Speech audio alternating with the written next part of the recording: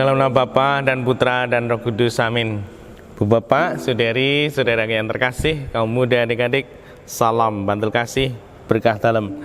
Kembali kita berjumpa dalam renungan harian hari ini Minggu 31 Oktober 2021. Kita akan mengambil dari Injil Markus bab 12 ayat 28b sampai 34.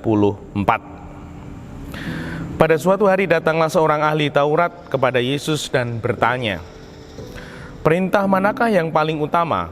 Yesus menjawab, "Perintah yang paling utama ialah, dengarlah hai orang Israel, Tuhan Allah kita itu Tuhan yang Esa. Kasihilah Tuhan Allahmu dengan segenap hati, dan dengan segenap jiwa, dan dengan segenap akal budi, dan dengan segenap kekuatanmu. Dan perintah yang kedua ialah, kasihilah sesamamu manusia seperti dirimu sendiri. Tidak ada perintah lain yang lebih utama daripada kedua hukum ini." Lalu kata ahli Taurat itu kepada Yesus, "Guru, tepat sekali apa yang kau katakan itu, bahwa Allah itu Esa, dan tidak ada Allah lain kecuali Dia. Memang mengasihi Dia dengan segenap hati dan dengan segenap pengertian dan dengan segenap kekuatan, serta mengasihi sesama manusia seperti diri sendiri jauh lebih utama daripada semua kurban bakaran dan kurban sembelihan." Yesus melihat betapa bijaksananya jawab orang itu, maka ia berkata kepadanya, "Engkau tidak jauh dari kerajaan Allah." Dan tak seorang pun masih berani menanyakan sesuatu kepada Yesus. Demikianlah Injil Tuhan. Terpujilah Kristus.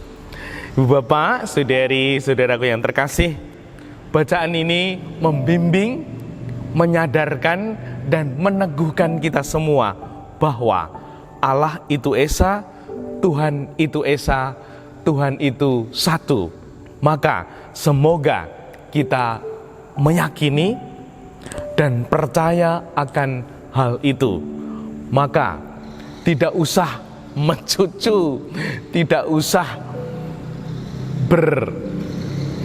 bertengkar dengan sesama, yang sungguh saat-saat ini sering terjadi juga karena agama, karena berbeda, padahal Tuhannya, Allahnya itu satu. Maka banyaklah untuk guyang-guyu, tersenyum. Karena apa?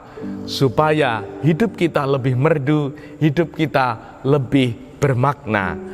Karena di dalam sabda ini Tuhan mengingatkan bahwa Allah itu Esa, Tuhan itu Esa, satu untuk kita semua.